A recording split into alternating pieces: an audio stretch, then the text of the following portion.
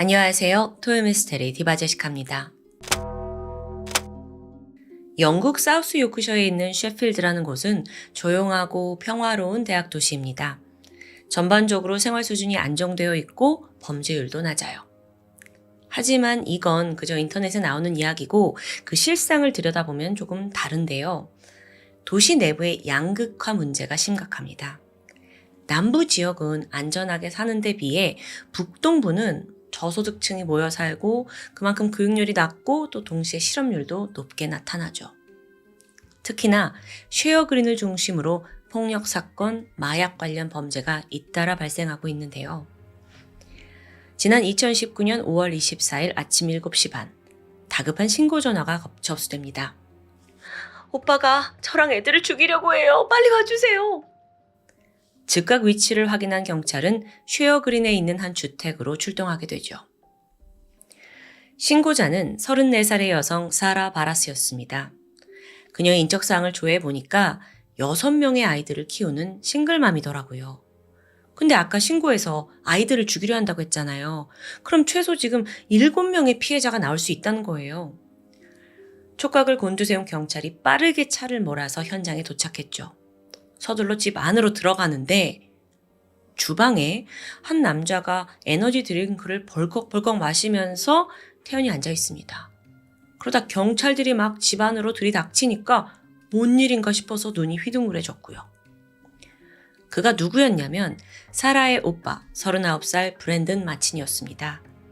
경찰이 먼저 브랜든 제압했고 아이들을 찾기 위해 집안의 모든 방문을 하나씩 열어보면서 수색을 해요. 그러다가 안방에서 기괴한 장면을 목격했죠. 신고자인 사라가 멍하니 앉아 있습니다. 그리고 4명의 아이들이 그 주변에 삥 둘러서 누워 있어요. 그리고 머리에 모두 비닐봉지가 씌워져 있고요. 근데 애들이 전혀 움직임이 없는 거예요. 누구였냐면 각각 11살, 10살, 3살, 그리고 생후 7개월 된 사라의 자식들입니다. 경찰이 오자마자 사라는 눈물을 흘리면서 오빠 브랜든이 애들을 다 죽였어요. 바락바락 소리를 질렀죠. 경찰이 서둘러 비닐을 풀어내는데 다행히도 4명의 아이들 모두 숨을 쉬었습니다. 즉각 어린이 병원으로 이송했죠. 그런데 이상한 점이 있어요. 아까 신원조사 했을 때 분명히 이 집에는 6명의 아이가 살고 있다고 했거든요. 근데 지금 구조된 건 4명 뿐이에요. 그래서 경찰이 사라한테 남은 아이들 어디 있습니까? 추궁을 했죠. 그러자 사라가 잠시 당황하더니 애들이 이웃집에 놀러 간 것 같아요. 약간 얼버무리면서 대답을 하는 거예요. 근데 바로 이때 위층을 수색하고 있던 경찰이 소리칩니다. 여기 애들이 있습니다. 빨리 구급차 불러주세요. 2층 욕실에서 발견된 2명의 아이. 아이들은 다른 아이들처럼 머리에 비닐봉지가 씌워져 있었습니다. 경찰이 얼른 그거 뜯어내고 심폐소생술을 하는데요. 바로 이때 뒤따라온 사라가 필사적으로 달려들더니 경찰을 막아서요. 하지마! 그만두란 말이야! 아니 뭐예요? 자기 애를 살리겠다는데 지금 이러는 거예요. 경찰이 그녀 제지했고 동시에 지금 이 엄마도 정상 아니구나. 이 아이들을 해친 공범일 수 있구나 싶어서 바로 체포했죠. 그렇게 2명의 아이들 병원으로 이송되었지만 상태가 좋지 않았습니다. 결국 아이들 의식을 차리지 못하고 미약하게만 숨이 붙어 있었는데 응급처치에도 불구하고 2 아이는 각각 12분 간격으로 사망합니다. 죽은 아이는 장남 14살 블레이크 바라스 그리고 차남 13살 트리스탄 바라스였습니다. 도대체 이 집에서 무슨 일이 벌어지고 있던 걸까요? 먼저 오빠 브랜든은 체포가 된 직후 자신의 범죄 사실을 모두 털어놓았습니다. 그런데 반면 사라는 모든 건 오빠 브랜든이 꾸민 짓이라고 강력하게 주장했죠. 근데 앞에 보여준 그 행동에서 사라는 도저히 의심의 화살을 피할 수 없어요. 여기서 먼저 이 집안사에 대해서 좀 알아보려 합니다. 사라는 홀로 6명의 아이들을 키우고 있었습니다. 근데 이게 쉬운 일이 아니죠. 어쩌다 싱글맘이 됐냐라는 이웃들의 질문에 사라는 조심스럽게 남편과 전쟁으로 인해 사별하게 됐다라고 설명했습니다. 이걸 들은 이웃들은 더욱더 그녀를 안타깝게 여겼어요. 그나마 오빠 브랜든이 여동생의 집 근처에 살고 있었거든요. 그래서 어린 조카들을 살뜰히 돌봐줬죠. 덕분에 아이들은 밝고 따뜻한 성격으로 자랐습니다. 특히나 장남 블레이크와 차남 트리스탄은 성격이 굉장히 활발해서 학교에서도 늘 인기 스타였어요. 특히 둘째 트리스탄이 굉장히 주목받는 걸 좋아했다고 해요. 그래서 머리를 파란색, 노란색으로 화려하게 염색하고 친구들한테 야 이거 봐라 하고 막 보여주는 걸 좋아했고요. 그렇게 영원할 것 같았던 바라스 가족의 행복에 지난 2018년부터 그림자가 들이오기 시작합니다. 이상하게도 애들이 커가는데 영 통제가 되지 않는 거예요. 근데 이게 단순히 성격 문제는 아니었고요. 더 정확히 말하면 애들의 전두엽이 또래보다 발달이 되지 않아서 생기는 문제였습니다. 이로 인해 애들은 감정 조절이 힘들고 또 집중력이 심각하게 떨어졌고요. 특히 둘째 트리스탄은 어린 동생들한테 너무도 심한 공격성을 보이는 거예요. 이유 없이 때리고 폭행하는 일이 잦아요. 아니, 뿐만 아니라 12살 때는 이모의 차를 훔쳐서 나간 적도 있어요. 애가 완전 자제력을 잃고는 평소에 불법 사이트에 들어가서 수시로 성인 포르노를 즐기기까지 합니다. 근데 이건 좀 약과였어요. 더 문제는 장남 블레이크인데요.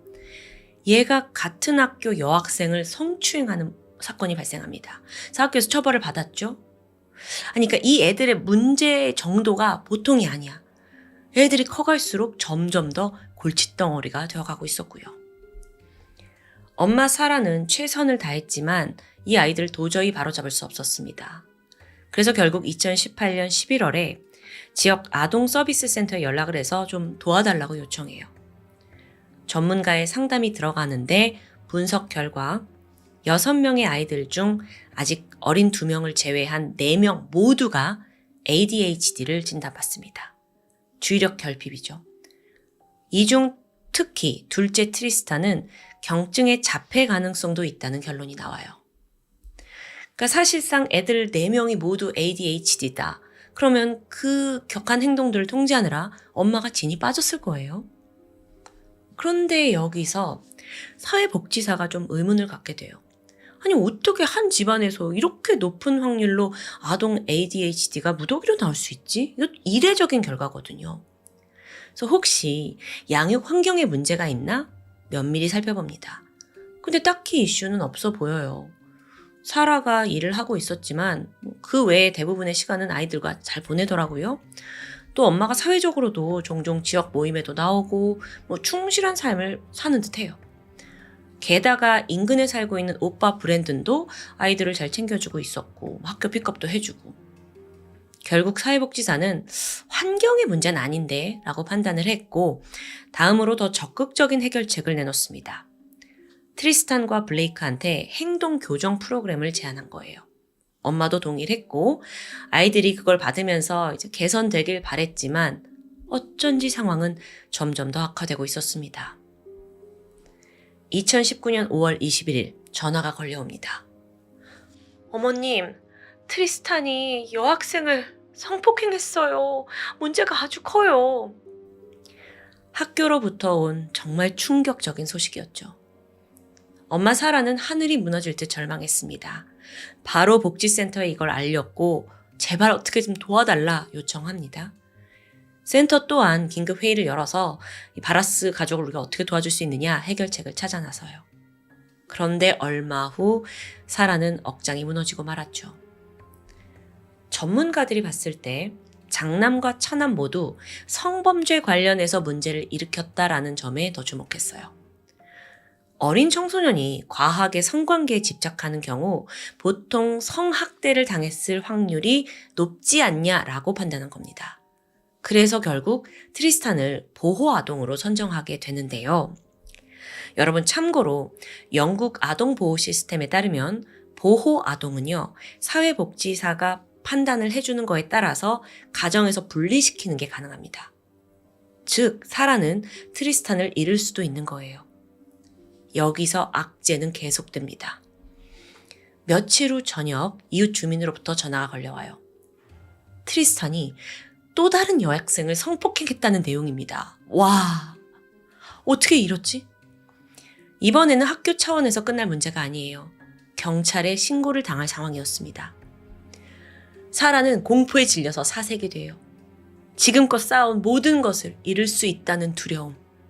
뿐만 아니라 지난 14년간 깊은 곳에 꽁꽁 숨겨둔 그녀의 추악한 비밀이 드러나는 건 시간 문제일 거다라는 두려움이 엄습했습니다. 6명의 아이를 키우면서 항상 자상하고 사랑이 넘치는 엄마였던 사라. 하지만 그 이면에는 끔찍한 비밀을 숨기고 있었습니다. 그건 아이들의 아버지로부터 시작되는데요. 사라는 지인들한테 아이들 아빠가 죽었다고 했잖아요.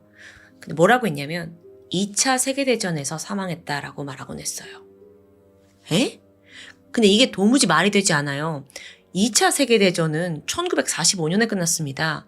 근데 장남은 2005년생 14살이에요. 좀 약간 웃음이 날 정도인데 1945년 이전에 사망한 남성이 아버지라는 게 이게 말이 앞뒤가 전혀 맞지 않는 거예요. 심지어 사라는 1985년생이고요. 그러고 보니까 사라의 마지막 출산, 애가 6명이니까 마지막 출산이 언제였냐 보니까 그 사건으로부터 1년 전인 2018년입니다. 아니 그럼 애 아버지가 2018년까지 있었다는 거잖아요. 왜 그런 좀 멍청하고 황당한 거짓말을 한 거죠? 그럼 애 아빠는 누구인 거지? 뭐지? 이때쯤 사라의 곁을 맴도는 단 한 명의 남성이 떠올랐죠. 아이들과 항상 시간을 보내고 아버지 역할을 해준 남성, 바로 오빠 브랜든이었습니다.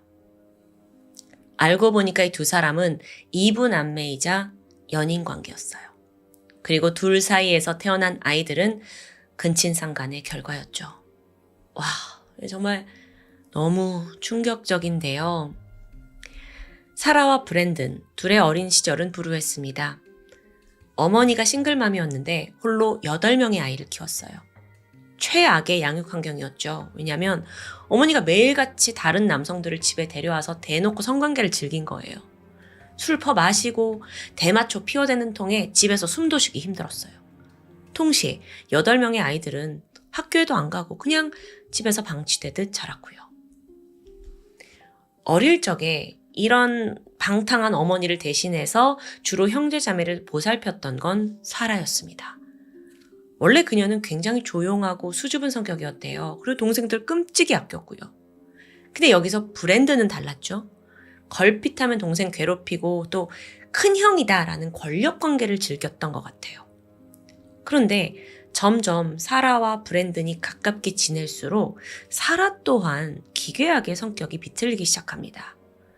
자상한 면모가 싹 사라지더니 어느새 오빠하고 같이 쥐를 밟아서 터트리고 그 시체를 막 동생들한테 놀리듯 던져요. 애들이 막 깍 무섭다고 소리 지르면 브랜든과 함께 깔깔거리고 비웃었고요. 한 번은 여동생을 나무 위에서 밀어버려가지고 팔을 부러뜨린 적도 있더라고요. 그렇게 성장한 두 사람은 어딜 가나 한패거리였습니다. 근데 청소년기에 접어들면서 자연스럽게 성에 눈을 뜨게 되잖아요. 이때 브랜든과 사라가 서로의 몸을 탐하면서 연인이 된 거예요. 참고로 과거에 브랜든을 상담했던 사회복지사는 그가 이부 형제들에게 성적 판타지가 있다는 사실을 알아차려요. 그래서 바로 가족에게 경고했지만 워낙 막장 집안이라서 누구도 귀를 기울이지 않았습니다. 어릴 적부터 좀 이상했던 거야, 얘가. 그렇게 지난 2005년부터 첫째 블레이크를 시작으로 두 사람 사이에 6명의 아이들이 줄줄이 태어났던 겁니다. 근데 여기서 이들의 형제들은 이 사라와 브랜든의 관계를 알고 있었어요. 특히나 남동생 마틴은 이 둘의 이 비정상적인 관계뿐만 아니라 얼마나 폭력적인 사람들인지도 잘 알고 있었죠. 그렇다 보니 둘 사이에서 태어난 조카들이 과연 안전하게 자랄 수 있나? 이걸 걱정합니다. 저 실제로 10년 전쯤 사라의 집을 방문한 적이 있는데 남동생은 당시 4살, 3살이던 조카 블레이크와 트리스탄을 만났어요.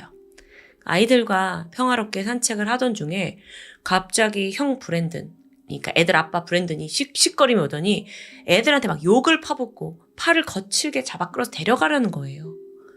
이걸 본 마틴이 경악했죠. 아무리 자기 자식이라지만 저렇게 대할 수 있나? 근데 엄마 사라는 평소에도 자주 있는 일인 것처럼 태연하게 행동합니다. 이때 마틴은 저 조카들이 부모의 손에 살해당할 수 있다는 직감이 들었습니다. 그래서 복지기관에 연락해서 도움을 요청해요. 3번이나요. 하지만 돌아온 건 무시뿐이었죠. 이게 직접 가정조사를 나가보면 사라와 브랜든이 너무도 좋은 양육자의 모습으로 연기를 하는 거예요. 그러니까 몰랐던 거지. 실제 집안에서는 가정폭력이 난무하고 있었습니다. 자, 다시 현실로 돌아오면 이런 상황 속에서 지금 첫째와 둘째가 성범죄에 연루되고 골칫덩어리가 되고 그러다 보면 부모의 근친상간 비밀이 들통날지 모른다라는 두려움이 엄습했어요. 경찰조사가 시작되면 아이들의 생부를 집요하게 추적할 수도 있고 그러면 머지않아 삼촌이 아닌 브랜든이 아버지다라는 게 드러나는 건 시간 문제라고 생각한 거죠. 사라는 골치가 아프기 시작합니다.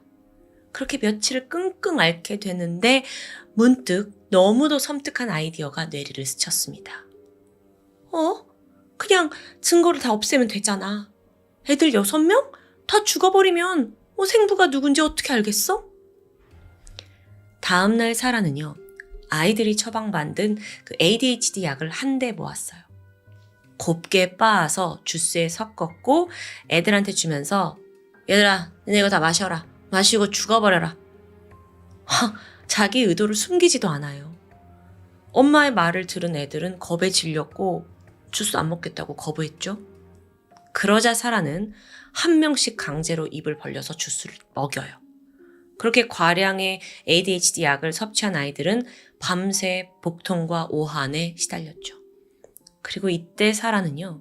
아주 즐거운 표정으로 SNS에 글을 올립니다. 우리 애들이 갑자기 심한 멀미 증상을 보이네. 내일이면 괜찮겠지? 사라는 둘째 아들 친구한테도 문자를 보내요. 금요일날 몸이 아파서 학교에 못 갈 것 같다는 메시지였죠. 그렇게 아이가 지금 시름시름 아프고 있고 마치 병으로 죽은 것처럼 꾸미려고 한 겁니다. 아니, 한날 1시에 6명의 아이들이 모두 사망하면 자기가 의심을 받을 거란 생각은 못했던 것 같아요. 정말 멍청하고 잔인하죠. 그렇게 끔찍했던 밤이 지나갑니다. 그리고 새벽 4시쯤 사라가 아이들의 상태를 확인했죠. 당연히 죽었을 거라고 여겼는데 치사량을 넘지 않았기 때문에 극적으로 목숨을 건지게 됩니다. 애들이 살아있는 거예요. 사라가 격분했어요. 이거 안 되네? 그러면 내가 손으로 직접 처리한 게 낫겠어. 이때 사라는 브랜든을 호출합니다. 두 사람이 인터넷에 살해 방법을 검색하면서 새벽 내내 모의를 해요. 질식사가 좋을까? 익사? 뭐가 더 좋을까? 두 사람은 결국 질식사를 선택했죠. 이것도 짧은 생각으로 증거가 남지 않아서 의심을 사지 않을 거라 확신했던 겁니다. 이들이 가장 먼저 노린 건 나이가 많은 블레이크와 트리스탄이었습니다. 둘만 제압하면 다른 애들은 섣불리 반항하지 못할 테니까요. 사라는 목욕 가운 끈으로 트리스탄의 목을 졸랐습니다. 살기 위해 버둥거리는 아이를 몸으로 3분간 강하게 눌렀어요. 바로 이때 형 블레이크가 엄마 왜 그래요? 하면서 동생을 구하려고 달려들었죠. 하지만 이때 등장한 게 브랜든. 그는 블레이크의 목덜미를 낚아챘고 그대로 목을 졸라요. 그러니까 한쪽에서 엄마는 둘째 아들을 죽이고 한쪽에서는 아빠가 첫째 아들을 죽이고 있는 겁니다. 세상에 어떻게 이럴 수가 있냐고요. 잠시 후 두 아이들 움직임이 멎었습니다. 하지만 사라와 브랜든은 확인 사살을 해야겠다는 생각에 다시 한번 아이들 머리에 비닐봉지를 씌워요. 혹시라도 깨어나면 그 봉지로 인해 완전히 죽을 거라고 생각한 겁니다. 이제 다음 타겟은 11살 셋째였어요. 앞서 질식사를 시도했는데 생각보다 이게 쉽지 않았다고 여겼는지 이번엔 익사를 시키기로 합니다. 사라가 육조 가득 물을 받았고요. 브랜든은 아이를 잡아와요. 애가 살려달라고 소리를 쳤지만 통하지 않았습니다. 사라는 익사를 시도했지만 생각보다 저항이 거셌죠. 애가 막 울며 불며 엄마한테 애원을 하는 거예요. 그런데 이 모습을 본 순간, 이 처절한 모습을 본 순간 사라가 갑자기 마음을 바꿔요. 그리고 브랜든한테 이제 그만하자 라면서 4명의 아이들을 데리고 침실로 들어간 겁니다. 아니, 이게 갑자기 이렇게 왜 생각을 바꾸는지 이조차도 제가 좀 이해하기 힘든데요. 어쨌든 이미 2명의 아이는 죽은 상황입니다. 그런데 방 안에 있던 사라가 곰곰이 생각을 하다가 모든 죄를 브랜든에게 뒤집어 씌우기로 해요. 그리고 먼저 아침 7시쯤 친구한테 여러 통의 문자를 보내두죠. 오빠가 우리 애들을 공격했어. 트리스탄과 블레이크가 숨을 쉬지 않아. 근데 사실 어젯밤에도 오빠가 애들 죽이려고 수면제 먹였는데 그게 안 되니까 오늘 다시 공격한 거야. 친구야, 나도 곧 오빠한테 살해당할지 몰라. 우리 엄마한테 내가 꼭 사랑한다고 전해줘. 그러니까 완전히 이중적인 모습이에요. 지금까지 자기도 같이 참여해서 애들 죽이려고 하다가 쟤한테 다 뒤집어 씌워야겠구나 생각하고 문자를 막 미친 듯이 바쁘게 보내고 있는 거죠. 정말 왜 이래? 이 문자를 보내고 한 20분 있다가 아침에 일어난 친구가 확인을 합니다. 자, 그걸 확인했다는 걸 알게 되자 사라가 다급한 척 경찰에 신고를 해요. 정말 역대급 연기력이죠. 경찰이 오는 사이에 그녀는 빠르게 아이들의 머리에 봉지를 씌웠고요. 둥글게 눕혔죠. 그리고 자기도 피해자인 척 그 중간에 앉아서 경찰을 기다렸던 거예요. 하지만 너무도 얄팍한 술수는 금방 탄로 났습니다. 심지어 2 아들을 살리려는 경찰을 막아선 그 행동, 그건 도대체 어떻게 설명할 거냐고. 여러분, 이건 제 개인적인 생각인데요. 아무리 봐도 사라는 좀 지능이 떨어지는 게 아닌가 싶어요.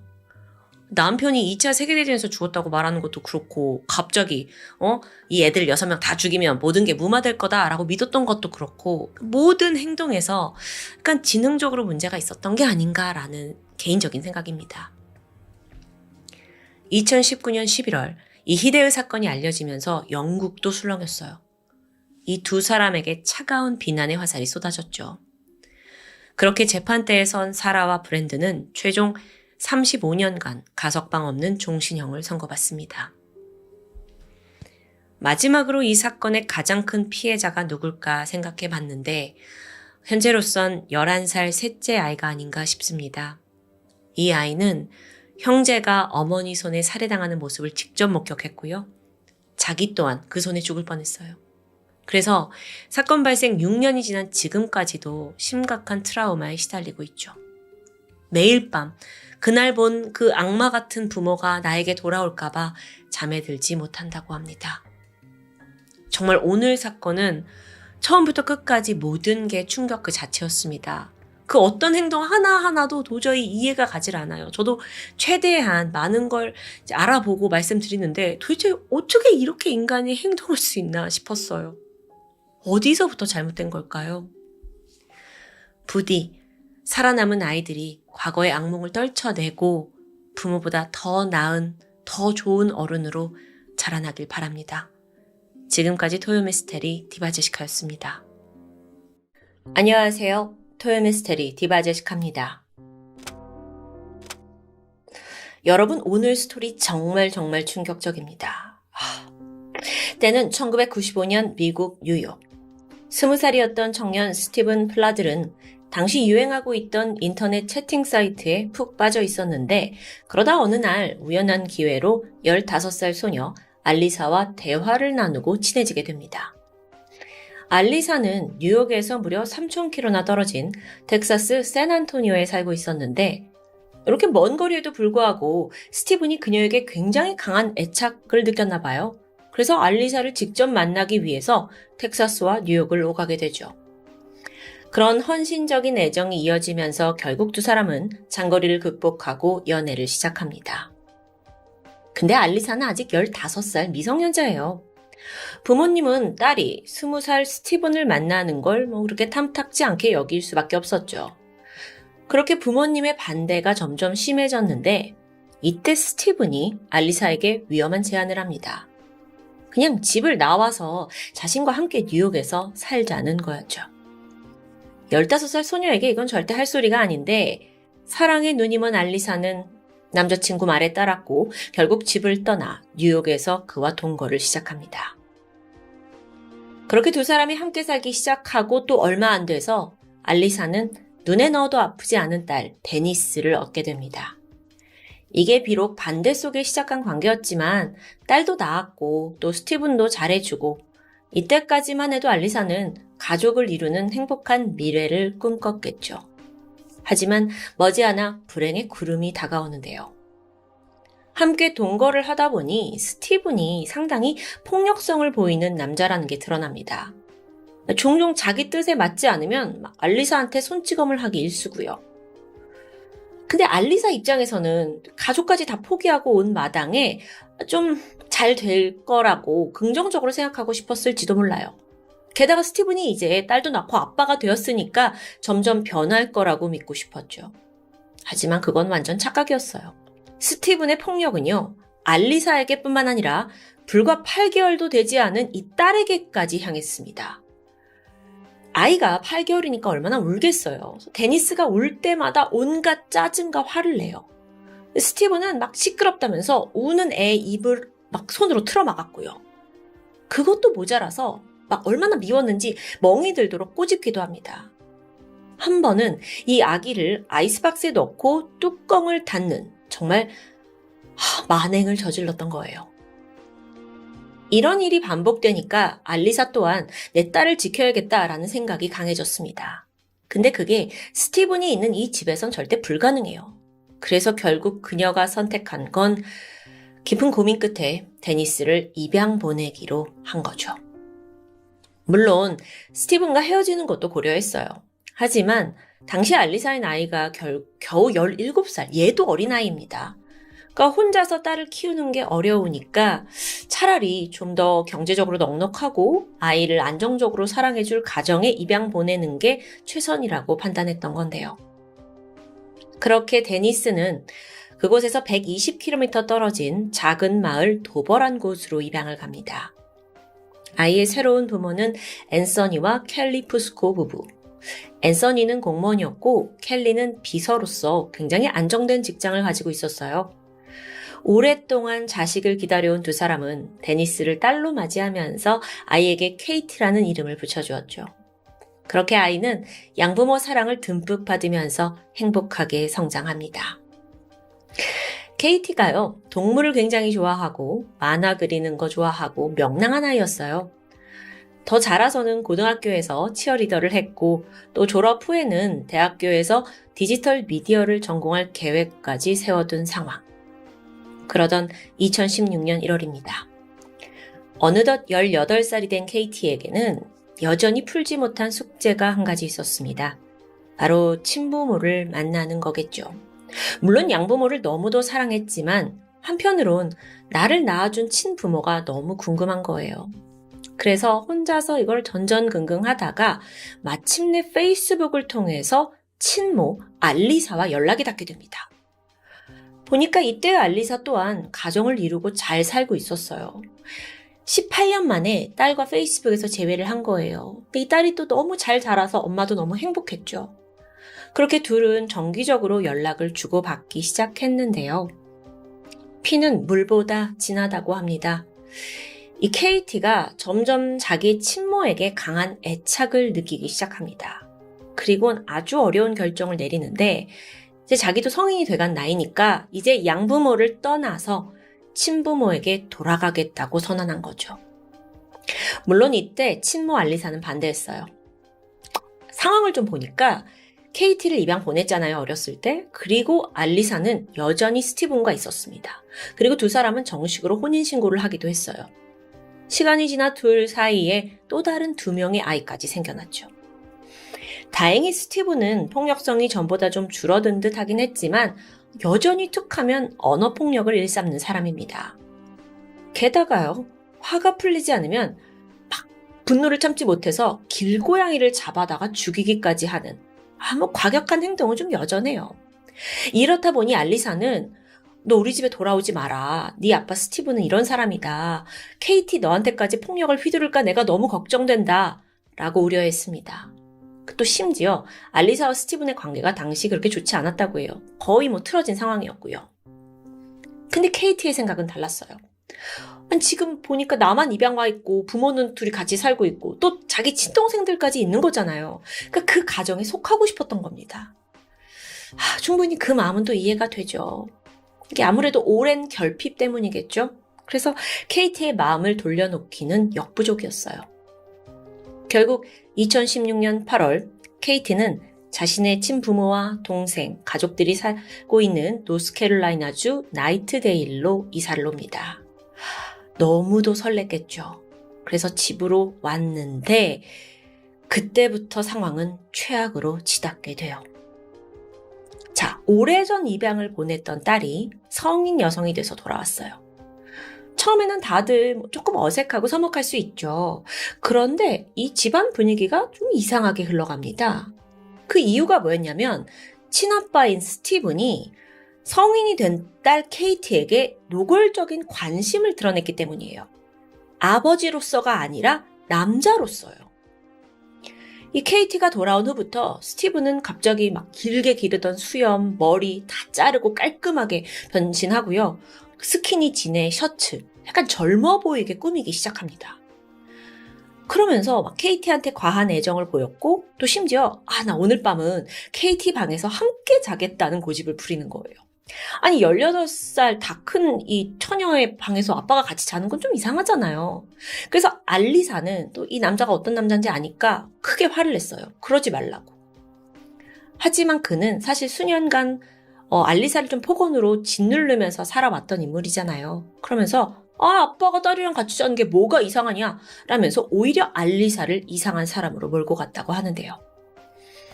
자, 이런 상황이 지속되면서 알리사가 결심합니다. 이거 안 되겠구나. 스티븐과 이혼을 해야겠구나. 이제 아이들을 내가 구해야겠구나 생각해요. 딸들을 지켜야죠. 그러던 어느 날입니다. 우연히 알리사가 이 KT 말고 그 밑에 있는 두 딸 중에 11살 된 딸의 일기장을 보게 돼요. 그런데 그 일기장에 온갖 추악한 이야기가 담겨져 있었죠. 아빠 스티븐은 우리한테 KT를 언니가 아니라 새엄마라고 부르라고 했다. 이게 무슨 말도 안 되는 소리예요.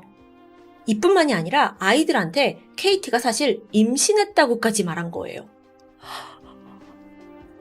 이 충격의 일기장을 발견한 알리사는 완전 뒤집어지죠. 그러면서 너가 어떻게 이런 짓을 할 수 있냐면서 막 울부짖었습니다. 근데 스티븐은 태어냈어요. 오히려 뻔뻔했죠. 네가 몰라서 그러는데 나와 KT는 진짜 사랑에 빠진 거라는 주장. 아니 잠깐만요. 우리가 지금 KT 입장을 한 번도 들어보질 못했는데 여기에 동의를 한 걸까요? 안타깝게도 그녀는 친아빠 스티븐의 가스라이팅에 넘어간 상태였습니다. KT가 친부모 집에서 살기 시작했을 때 당시 스티븐은 직업이 없었어요. 아내가 하루 종일 핸드폰 매장에 나가서 일을 하고 돈을 벌어왔죠. 그러다 보니 집안에는 자연스럽게 스티븐과 KT가 주로 남게 되었는데요. 이때 둘이 말도 안 되는 유대 관계를 형성했던 거예요. 그리고 스티븐의 계략대로 넘지 말아야 할 아버지와 딸 간의 사랑이라는 그 선까지 넘고 만 거고요. 진짜 말도 안 나와요. 딸을 지켜줘야 할 아버지가 자기 딸을 꼬드겨서 사귀게 만든다는 이런 무슨 역겨운 스토리가 다 있습니까? 2017년 7월 스티븐과 KT는 결국 결혼을 올리게 됩니다. 이게 법적으로 어떻게 가능했냐면요. 호적상 KT는 입양이 된 상태잖아요. 그래서 스티븐의 딸이 아닌 거예요. 호적상으로는. 그래서 서류상으로 결혼은 문제가 되지 않았다고 해요. 아니 그런데 이 결혼식이 더 기괴했던 이유는 하객들 사진에 있습니다. 결혼식을 보면 KT의 양부모, 키워준 양부모와 또 스티븐의 어머니, 그래봤자 뭐 KT의 친할머니가 되겠죠? 이들이 다 참석해서 두 사람을 축복해주고 있어요. 이게 뭐예요? 이건 진짜 드라마에도 나올 수 없는 막장인 거잖아요. 나중에 KT의 양어머니, 키워준 엄마가 밝히길 당시에 두 사람은 성인이 된 KT의 선택을 존중했고 그녀를 지원해주는 게 최선이었다고 믿었다고 말합니다. 아니요, 이건 무책임한 거라고 전 생각하는데요. 어쨌든 그렇게 결혼식이 치러지고 2달 후 2017년 9월 스티븐과 케이티 사이에서 아들 베넷이 태어납니다. 그러니까 이미 결혼하기 전부터 임신한 상태였던 거예요. 아, 나 미쳐버려. 그럼 이 아이는 뭐예요? 스티븐의 아들로 태어난 게 아니죠. 사실 손준 거예요. 이게 뭡니까? 사실 여기까지 온 것도 말이 되지 않는데 이게 완전 더러운 근친인 거죠. 결국 2018년 1월 자, 이때 버지니아 당국이 뒤늦게 케이티와 스티븐 이 두 사람은 결혼하면 안 되는 거잖아. 부녀 관계잖아. 라는 걸 파악합니다. 그리고 법적 제재에 나서요. 자, 그렇게 되면 스티븐은 미성년자 강간, 또 비행에 기여한 혐의, 근친상간 혐의로 체포될 수밖에 없어요. 그리고 또 두 번 다시 케이티와 아예 만날 수 없도록 분리 조치되었고요. 자, 그런데 이 과정에서 스티븐의 변호사 측이 아주 소름 끼치는 주장을 펼칩니다. 스티븐과 케이티의 관계가 합의된 것이었기 때문에 강간 혐의를 적용할 수 없다는 거예요. 그러니까 아버지와 딸이 그냥 사랑을 했다는 주장입니다. 심지어 변호사는 이 둘의 사랑을 두둔했는데요. 40대 남성 스티븐이 당시 아내와 어려운 시기를 겪고 있었다. 그런 그의 앞에 예쁜 이 18살 소녀가 나타났는데 어떻게 사랑에 빠지지 않을 수 있겠는가.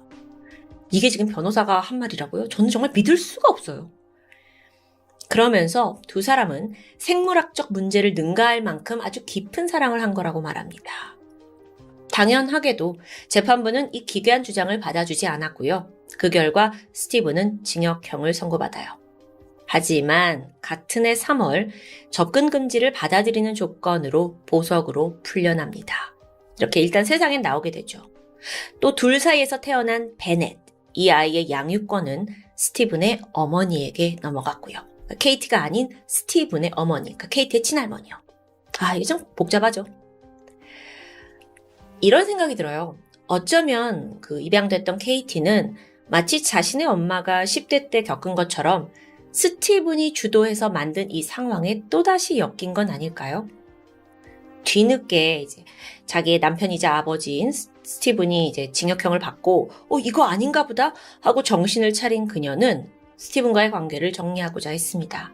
그리고 황급히 자신을 키워준 양아버지가 살고 있는 뉴욕주 도버로 돌아갔어요. 그런데 이때 스티븐은 이 상황을 순순히 받아들일 수 없었죠. 그리고 아주 끔찍한 일을 저지르게 됩니다. 2018년 4월 11일 스티븐은 노스캐롤라이나에 있는 자신의 어머니 집으로 향했습니다. 근데 어머니 몰랐어요.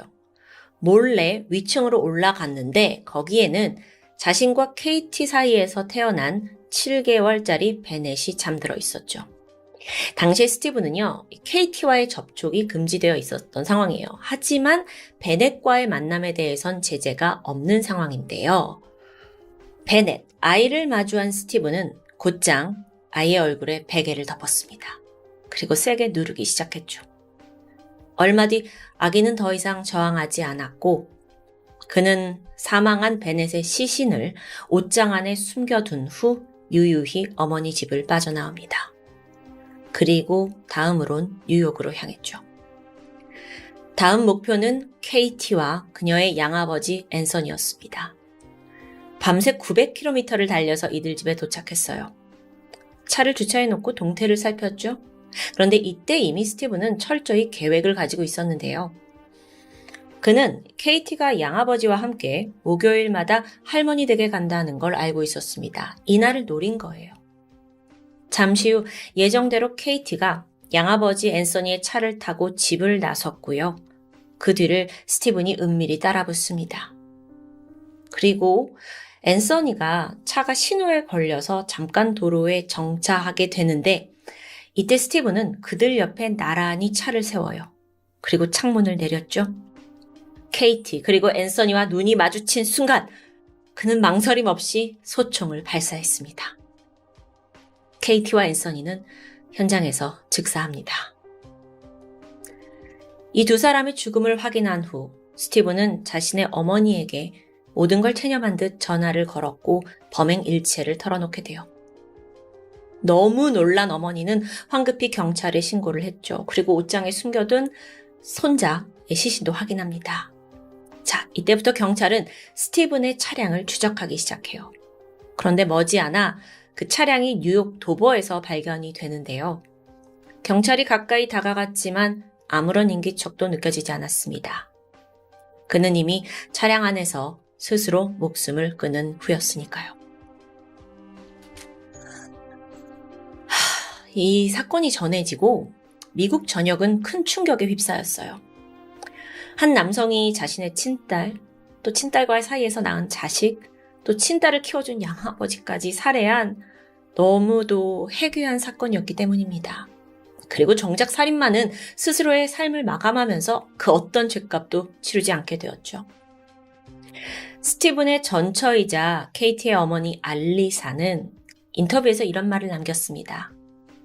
이 사건을 통해 사람들이 근친상간에 대한 추악한 끝을 느꼈길 바랍니다.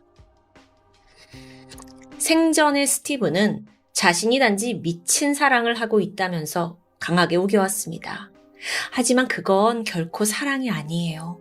그냥 미친 짓일 뿐이죠. 너무도 충격적인 스토리에 제가 오늘 감정적으로 많이 흥분이 됐는데요. 댓글에 여러분도 같이 감정을 느껴주셨으면 좋겠습니다. 지금까지 토요미스테리 디바제시카였습니다.